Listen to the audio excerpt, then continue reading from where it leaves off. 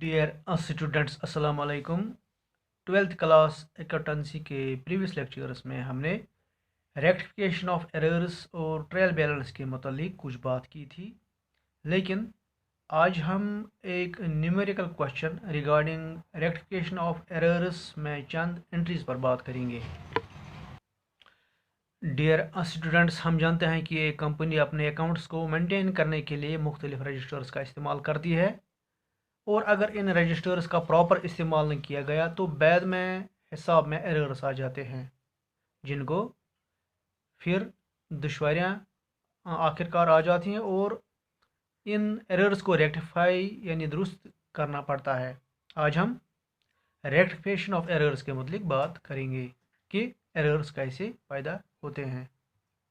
चूँकि हम जानते हैं कि ये मुख्तलिफ रजिस्टर्स जो कंपनीज़ में होती हैं हिसाब को मेंटेन करने के लिए, अगर हमने इन रजिस्टर्स को प्रॉपरली इस्तेमाल नहीं किया तो बाद में एरर्स पैदा हो जाते हैं। जिन रजिस्टर्स की हम यहाँ बात करेंगे उनमें purchase book, cash book, sales return book, purchase return book, laser.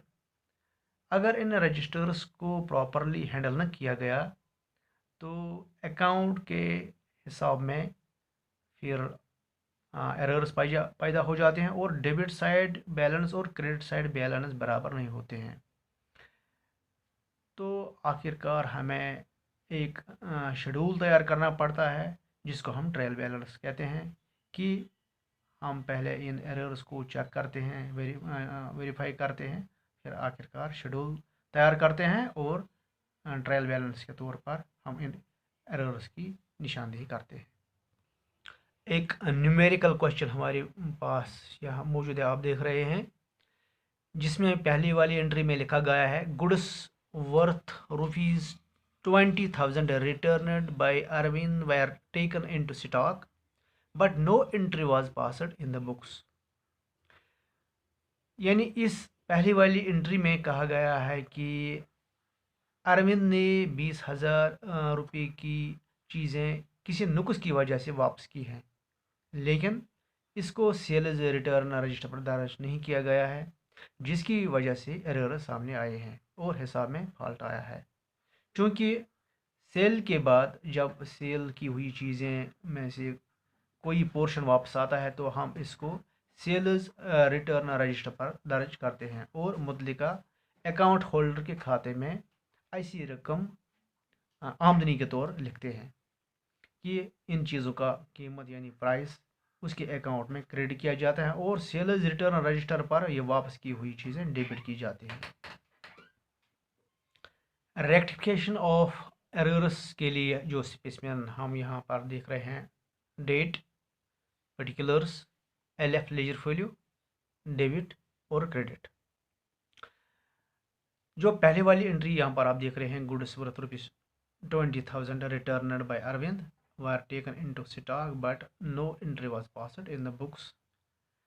सबसे पहले हम सेल्स रिटर्न अकाउंट यानी जो इसने सेल के बाद चीज़ें रिटर्न की हैं, सेल्स रिटर्न रजिस्टर पर हम इसको दर्ज करेंगे, जो हम भूल गए पहले, जिसकी वजह से हिसाब में एरर्स आ गई हैं। यानी वापस की हुई जो चीज़ें हैं 20,000 हम इसको डेबिट लिखेंगे क्योंकि हमने ये रिसीव की हैं, और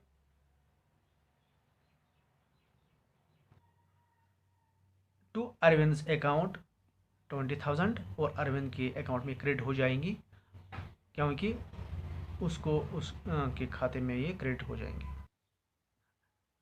रिटर्न चूँकि अरविंद ने किए हैं तो ये पैसा उसके खाते में जो इनकम के तौर पर आएगा। इसी तरह जो दूसरी वाली एंट्री है जिसमें कहा गया है कि a credit purchase of goods worth ₹8,200 from Rajan was not passed in day books although the goods were taken into stock। दूसरी वाली एंट्री में कहा गया है कि हमने राजन से 8,200 रुपये की जो चीज़ें हैं वो खरीदी हैं उधार के तौर पर और हमने डे बुक पर इनका इंदराज नहीं किया हुआ है। तो हम रेटिफिकेशन ऑफ एरर्स में कैसे इंदराज करेंगे?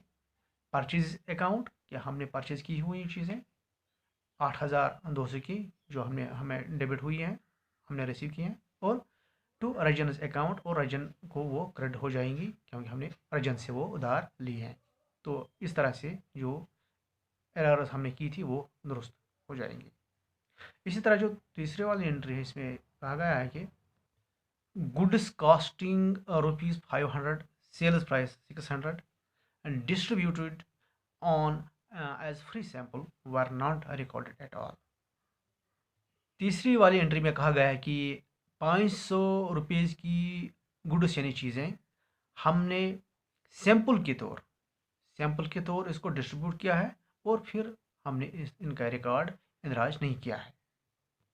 क्योंकि जो हम सैंपल के तौर पर कोई भी चीज़ हम बाज़ार में कस्टमरों में बांटते हैं, डिस्ट्रीब्यूट करते हैं, तो वो एडवर्टाइज के खाते में आ जाती है। ठीक है, तो हम रेटिफिकेशन ऑफ एरर्स में कैसे इसका दर्ज करते हैं? आप यहाँ देख रहे हैं कि टू परचेज अकाउंट 500 कि ₹500 की जो चीज़ें हमने एडवर्टाइजमेंट के तौर पर लोगों में सैंपल में बांट दिए हैं, तो हम डेबिट कॉलम में 500 एडवर्टाइज के खाते में लिखेंगे टू परचेज अकाउंट, और हम परचेज अकाउंट में हम इसको ₹500 क्रेडिट की कॉलम में लिखेंगे। तो इस तरह से हमें ये पता चलेगा कि हमने सैंपल में ये ₹500 की चीज़ें लोगों में बांट दी हैं। Being free sample distributed were not recorded, now recorded. अब हमने इसका रेटिफिकेशन ऑफ एरर में रिकॉर्ड क्या है, दर्ज किया है। डियर स्टूडेंट्स, हमने पिछले लेक्चर्स में भी रेटिफिकेशन ऑफ एरर्स के मतलब बहुत सारी बातें बयान की हैं, और आज हमने कुछ एंट्रीज़ के बारे में कि हम किस तरह एंट्रीज़ का रिकॉर्ड करते हैं रेटिफिकेशन ऑफ एरर्स में। ठीक है, हाँ, कल हम आपसे फिर मुलाकात करेंगे एक नए टॉपिक के साथ। टिल देन, अल्लाह हाफिज़।